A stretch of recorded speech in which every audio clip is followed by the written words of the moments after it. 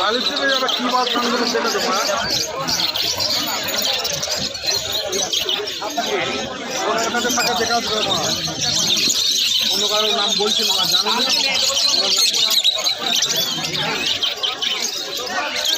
সাদা